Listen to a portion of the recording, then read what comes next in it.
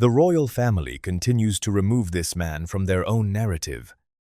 He perished in a fiery explosion on a Scottish hillside, gripping a briefcase that was never shown to the public. And if you watch until the end, you'll grasp precisely why Prince George had to vanish. Because even before that crash, before the secrecy and the lost documents, he was already the most threatening figure one could be within Buckingham Palace. A handsome prince with forbidden longings and no reason to hold back. The majority are content with the refined fairy tale. That's what the palace provides them. But if you aren't one of those individuals, if you desire the raw version of royal history that they wish would fade away, sign up now and subscribe to this channel.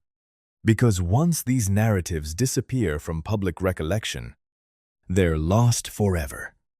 In 1902, Britain held sway over 1/4 of the globe. The monarchy was showcased not as a political fluke, but as a sacred mandate. These sovereigns personified a whole moral order, a system so inflexible that even those within it occasionally felt crushed by its burden. Born into this environment on December 20 of that year was Prince George Edward Alexander Edmund, the fourth son of the future King George V.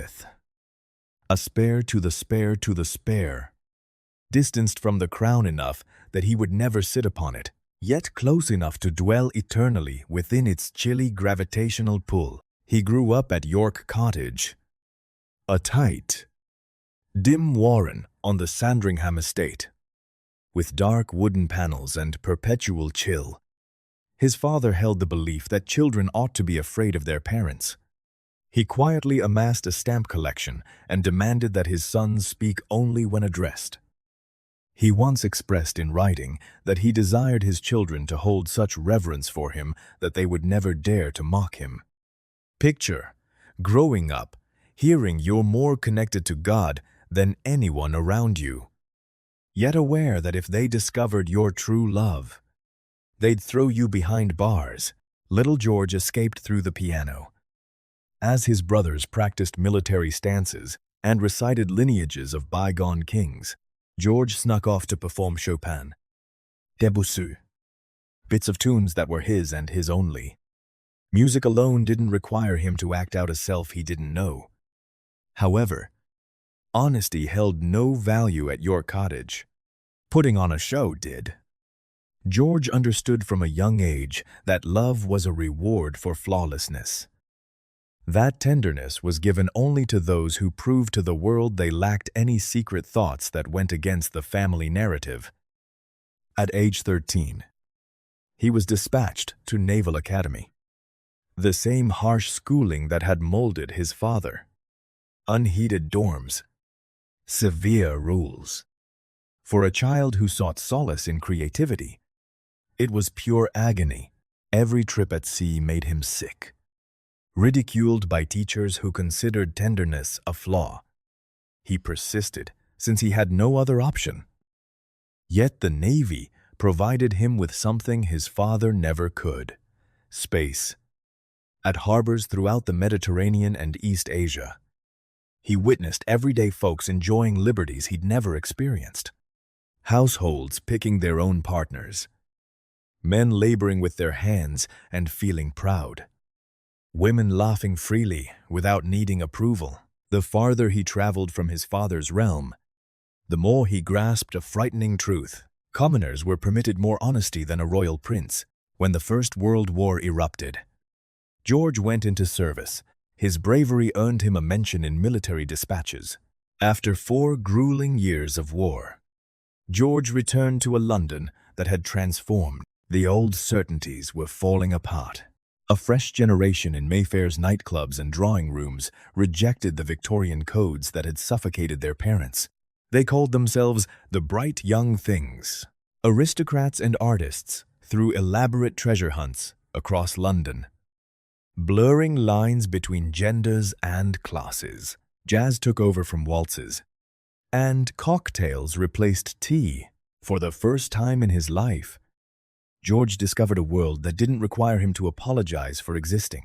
He became a regular at the Embassy Club, the Café de Paris, and parties that started at midnight and ended at dawn. Photographers adored him. He was tall, refined, and effortlessly charming in ways his older brother, who stuttered, could never manage. Women found him irresistible. Men also found him magnetic. And George, starved for affection his entire life, drank it all in. But when he came back to London, he didn't return as the obedient Navy son they expected. He returned as something far more destabilizing for the monarchy. This is where Kiki Preston enters the story. The American socialite, known as the girl with the silver syringe, Kiki moved through London's nightlife like a beautiful catastrophe. Carrying morphine and cocaine in a custom case, she shared both with anyone brave enough to keep up. According to partygoers, Kiki was easily located by tracking her anxious giggles and the flash of her needle. George was always close on her heels. It began as casual use, but quickly turned into an addiction. George started skipping his royal duties. His temper became increasingly aggressive. Staff at the palace murmured about his nocturnal meltdowns, a prince disappearing for days, returning with sunken eyes and tremors. Edward, his older brother, had to pull him from escalatingly risky circumstances. He would extract him from social gatherings before journalists witnessed how severely he was falling apart. At last, his siblings stepped in. They relocated George to a secluded estate in the countryside, well away from London, from Kiki, and from that gleaming syringe. No medical professionals, no official press releases, just a confined prince, drenched in sweat and trembling, as his system detoxified from the substance he'd relied on to anesthetize an unasked-for existence. The official documentation labels it as nervous exhaustion. The reality is far grimmer, a prince so eager to flee his existence that his own siblings were forced to imprison him for his own safety. This is the point where the palace's sanctioned narrative falls silent. When he reappeared weeks later, gaunt and subdued, the palace acted swiftly. They required him to get married. They needed him to be secure. They needed to control the reckless prince who had explored life outside the palace confines, confined once again inside the cage. They discovered Marina of Greece and Denmark, an exiled princess penniless, stunning, and sharp-tongued. Marina smoked, wore pants, and wielded sarcasm like armor against a world that had stripped her family of everything. She understood the art of performance. She knew that survival sometimes meant consenting to a script you never authored. Their 1934 wedding became a national spectacle. Britain was mired in an economic depression, with unemployment ravaging its industrial cities. The royal wedding served as a distraction, a fairy tale broadcast to millions desperate for something beautiful to believe in. It was no fairy tale of innocent hearts. It was two wounded professionals who agreed to walk royalty's tightrope together. To the public, the wedding appeared to mark the end of his wild phase. In reality, it only offered better concealment for his double life. George and Marina took up residence at Coppins, a country estate in Buckinghamshire. They had 3 children together. He devoted himself to royal duties with renewed focus, patronizing arts groups, supporting charities, and representing the crown with natural elegance. The press dubbed him the handsomest prince in Europe. But within Coppins, George was building something else entirely. He stripped out Victorian furnishings, swapped dark fabrics for light colors, and filled the rooms with modern art and clean lines. He invited a carefully curated group of guests, artists, writers, and musicians. Noel Coward became a frequent visitor, the playwright whose work delved into coded queer themes that only certain audiences understood. He stood out among the Windsors as the only one who didn't simply occupy palaces. He transformed them by removing heavy drapes and adding vibrant colors that his father would have despised.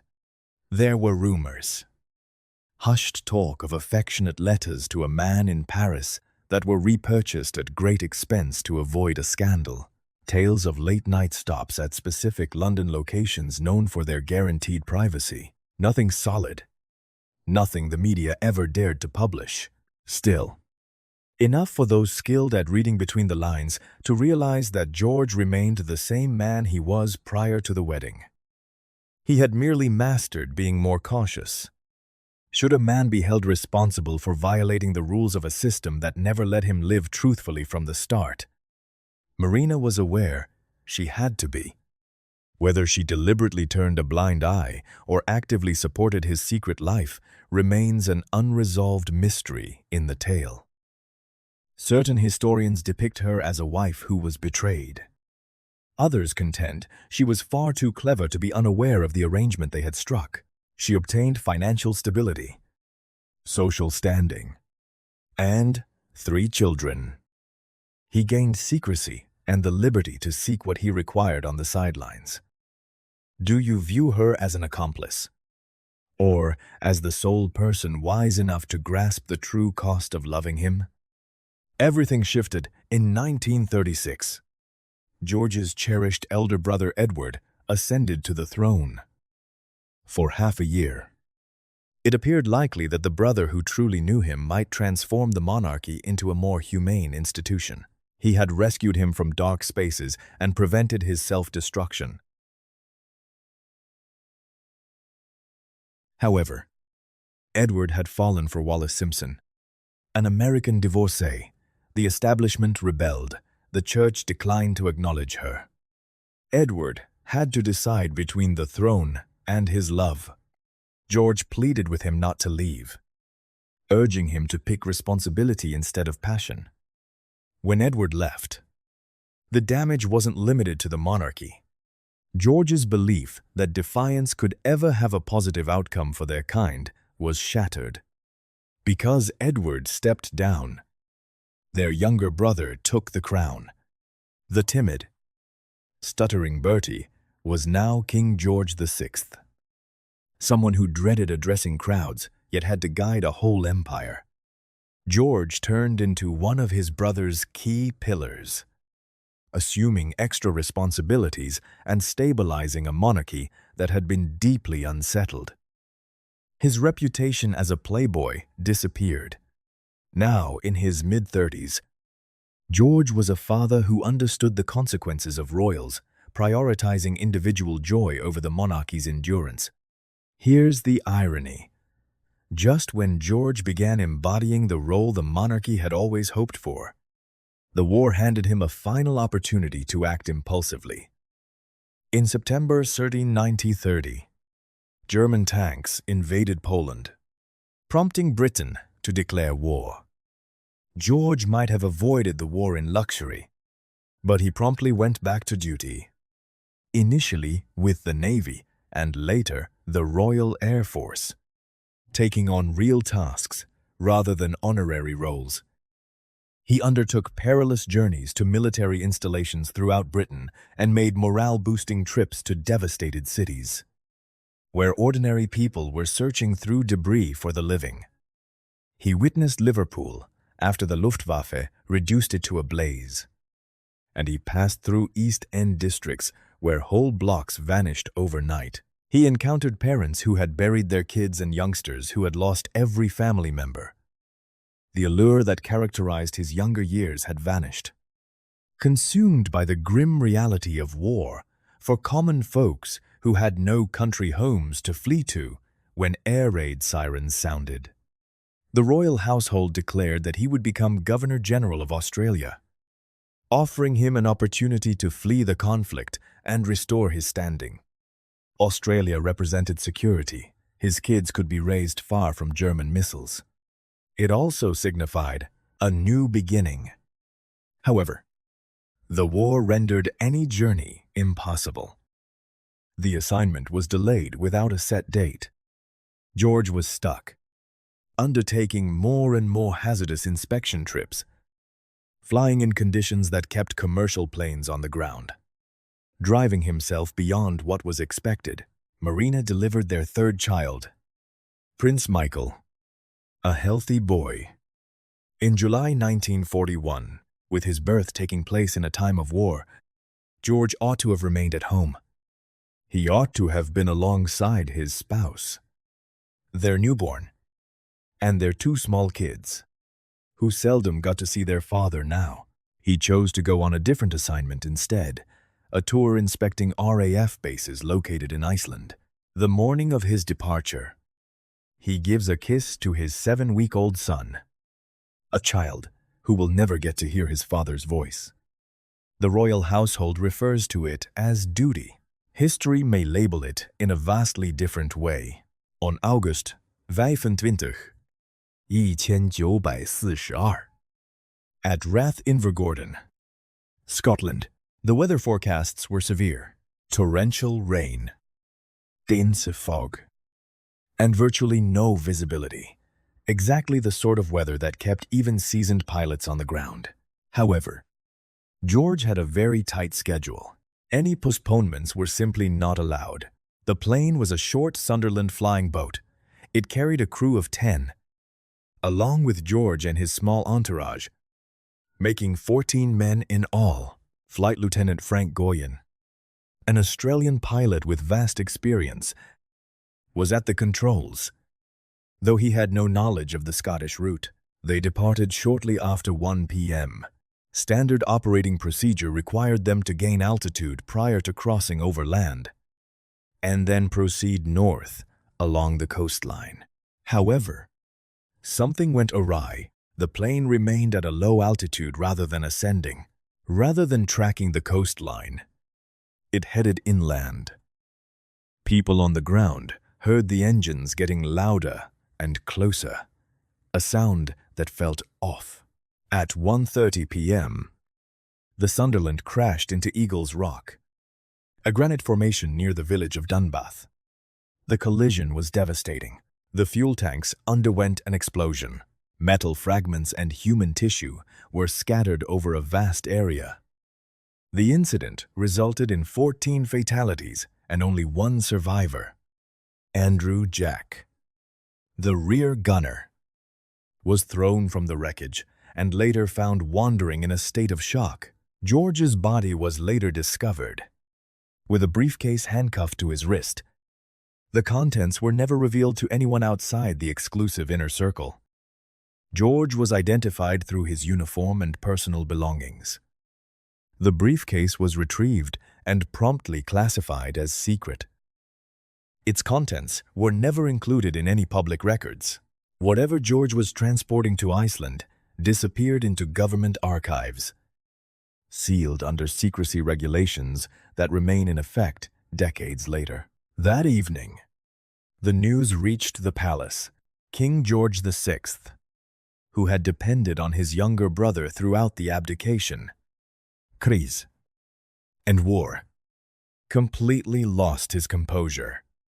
He wrote in his diary, "I have lost my dearest friend, Marina, aged 35, had 3 children under 7, and a country house she could hardly afford on a royal allowance that presumed a living husband." She greeted the news with the same steely composure she had shown during exile. Marriage and years of hidden secrets. The public never observed her weeping. What follows is the portion of his story that royal documentaries either dilute or omit entirely. If you're still with us, you belong to the select group that truly gets to learn this. Make sure you subscribe, because episodes like this tend to disappear when they come too close to the royal brand. The official investigation was conducted swiftly, far too swiftly.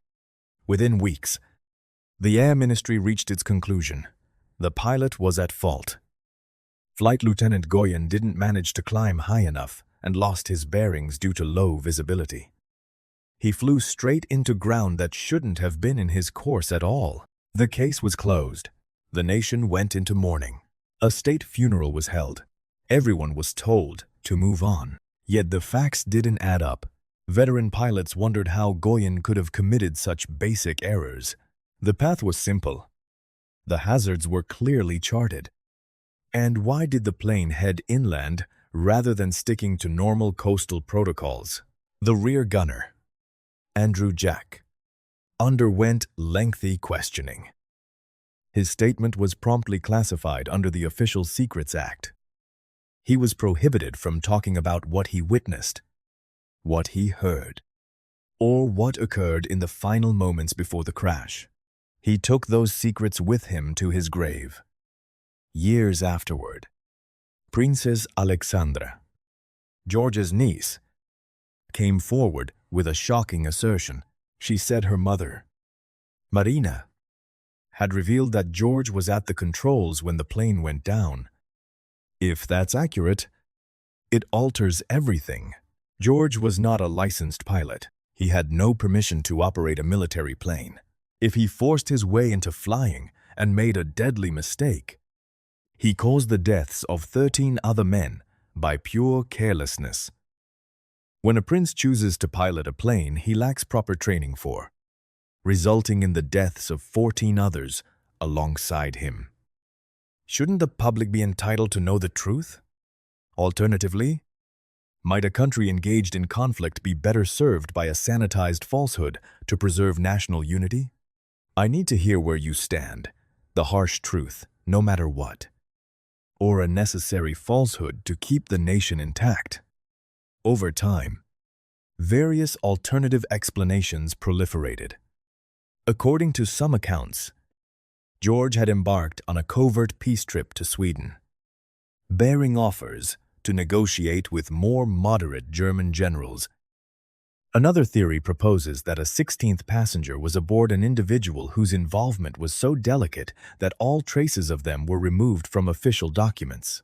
The briefcase turned into a symbol for every conspiracy theory, with its imagined contents becoming increasingly dramatic each time the story was told.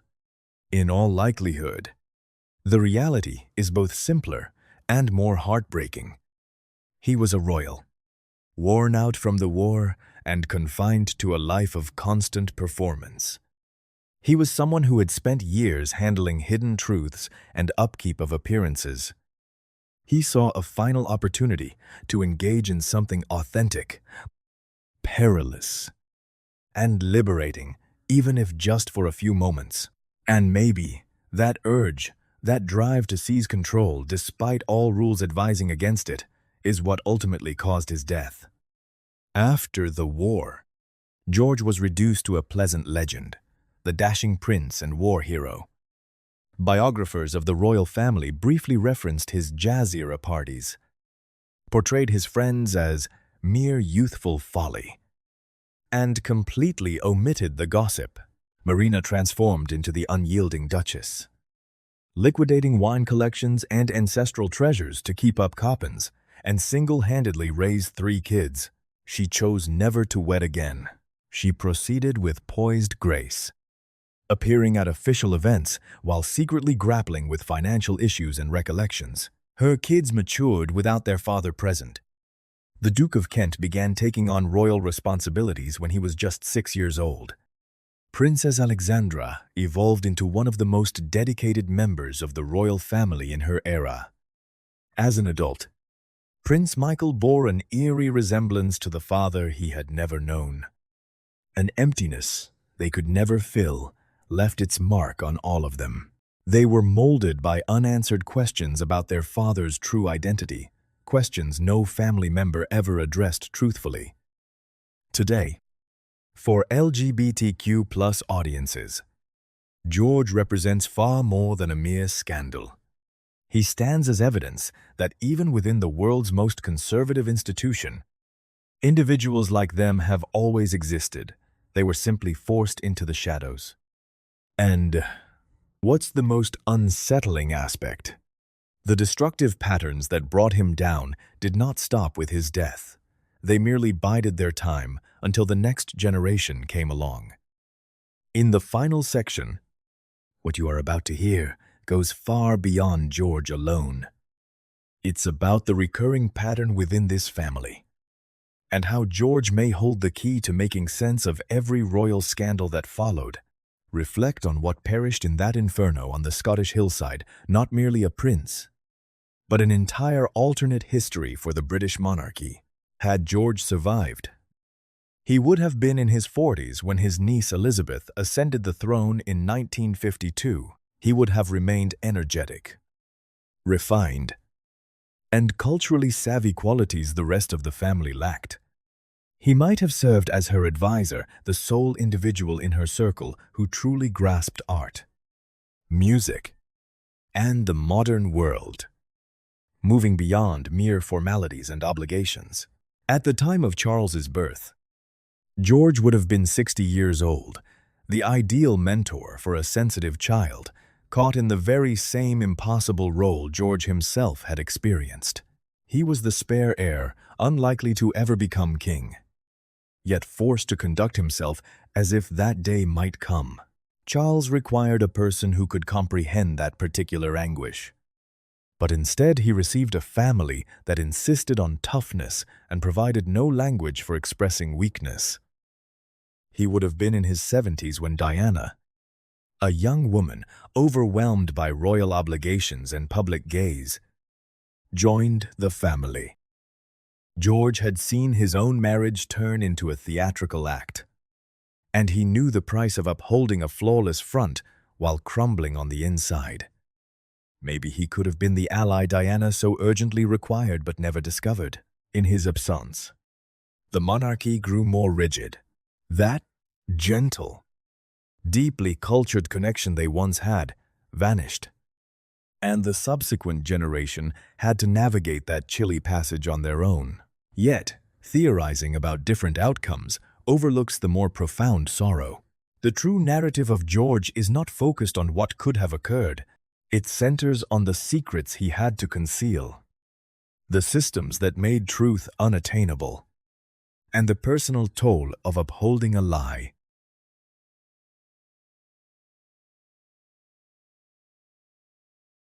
During 1942, same-sex love was criminal in the UK, leading to men being jailed, chemically castrated, or pushed to suicide for their affections. As the emblematic leader of both religion and government, the monarchy was required to exemplify flawless ethical standing. Any hint of nonconformity would demolish that credibility and endanger the whole system. Thus, George found himself without any alternatives. He was unable to live with integrity, unable to love publicly, and his choices were to play the part given to him or face ruin. Marina grasped this reality in dimensions that historians are still finding hard to express. She wasn't someone harmed by his deceit.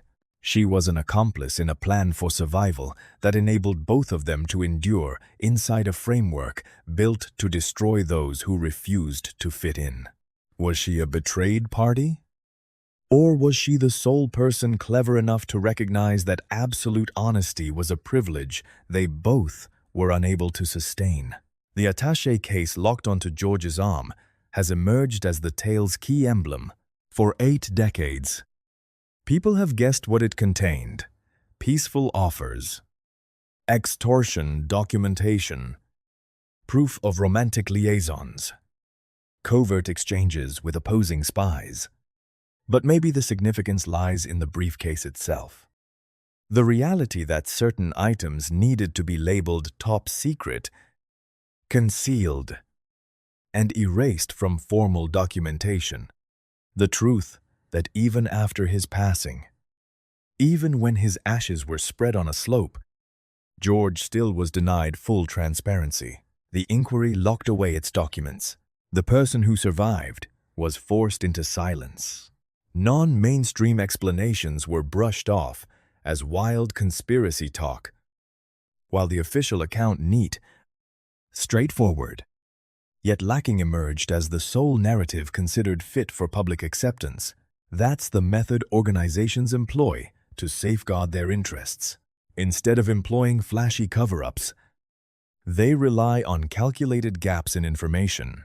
They refrain from raising queries they'd rather not address and designate troubling specifics as confidential. They let sufficient time elapse so that all individuals with first-hand information pass away prior to the release of documents. Share your thoughts below. Was he a casualty of his own decisions or a casualty of the surrounding system? Contemporary academics attempting to explore George's history encounter obstacles at every turn. With royal archives inaccessible to unaffiliated researchers, personal letters have either been burnt or are still kept within the family. Those who possess the facts have passed away, and their offspring were taught from a young age to avoid inquiring. Only fragmented pieces remain. Images of a handsome prince, socializing and correspondence painstakingly censored to eliminate any contentious content, have endured. Authorized biographies that mention rumors solely to debunk them are still in existence. A digital fascination that intensifies annually as fresh cohorts encounter his narrative and perceive a recognizably familiar element persists. To LGBTQ historians, George embodies both misfortune and defiance. He was unable to live authentically in public, yet he established environments where LGBTQ individuals could thrive. Coppins evolved into a sanctuary for creatives and authors who felt out of place anywhere else.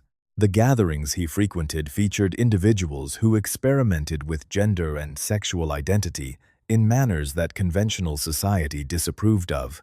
He leveraged his advantages to shield a group that lacked any other form of defense. That carries some weight, even though it's simultaneously insufficient. The structures that led to George's downfall did not vanish along with his cohort. In 1972, Prince William of Gloucester lost his life in a plane crash. Stories about his romantic involvements were discreetly kept under wraps. The press was manipulated, and strategic silence was employed to handle Princess Margaret's romantic affairs. Diana's bulimia and depression were seen as personal shortcomings, not as natural reactions to an impossible situation. The institution keeps moving forward relentlessly. It requires flawless behavior, penalizes truthfulness, and praises successful performance. When individuals crack from that stress, their suffering is labeled as personal frailty instead of structural oppression. Marina passed away in 1968. She survived George for 26 years, observing her kids mature, the monarchy transform, and global shifts that surely would have intrigued her husband. Regarding the gossip about his secret existence, she never addressed it in public, neither confirming nor denying the hushed tales. By staying silent, she shielded her kids, preserved George's legacy, and protected her own well-being. She knew that revealing some truths would cause more harm than freedom. During her last years, she witnessed the dawn of gay rights movements and young individuals asserting their right to live openly. Did George ever cross her mind? Did she wonder what his existence could have been like in another time? Did she contemplate the heavy burden of the secrets they both shared? We will never have the answer. Those reflections went with her to the afterlife. Today, the location of the accident at Eagles Rock features a marker. A commemorative stone monument bears the names of every one of the 15 men who perished. Visitors come from time to time. Attracted by the tale of the young prince's early death, few are aware of the jazz clubs, the Silver Syringe, the Briefcase, or the Gossip. They only get shown a sanitized version, a war hero who gave his life for his country. Neat, straightforward, harmless. Perhaps that's the ultimate heartless act. It's not that George was violently killed at 39, but rather that the legend constructed after his death wiped away all his human qualities. his battles with addiction, his handling of taboo attractions, his complicated marriage, and his yearning for liberty under immense pressure, all reduced to a few lines in royal historical records. The present monarchy seldom talks about him. On the rare occasions they do, it's only briefly. The good-looking uncle who passed away tragically in wartime, his hidden truths. No explanation as to why a father of a newborn volunteered for a risky flight in terrible conditions. If you're someone who can't tolerate being given a sanitized version of history, consider this your fair notice. The majority will shut off this video and allow this tale to fade back into obscurity. If you'd rather not be counted among them, subscribe to this channel right away. Because when another royal mystery gets erased from collective memory, the only ones sharing it will be those who refuse to ignore it. Everything. George's hidden romances, the extortion allegations, his detox at a secluded cabin, the accident, and the vanished attaché case. It boils down to a matter of a few feet of height during a storm. A small mistake that not only ended a prince's life, but also wiped out a whole alternate royal future we'll never witness. That's the taboo royal truth. Not merely about his private actions, but rather how extreme an establishment will get to erase someone who shows that their persona is founded on lies. The contents of the briefcase Prince George was clutching when he died will likely remain forever unknown. He brought secrets to a grave on a Scottish hillside, a place where truth is destined to be left behind and erased. And the family that profited the most from his silence continues to dictate the story. They still choose what history remembers, still reduce him to a harmless myth that's easy to accept. This isn't simply his personal tragedy. That's the message they want to keep you from hearing.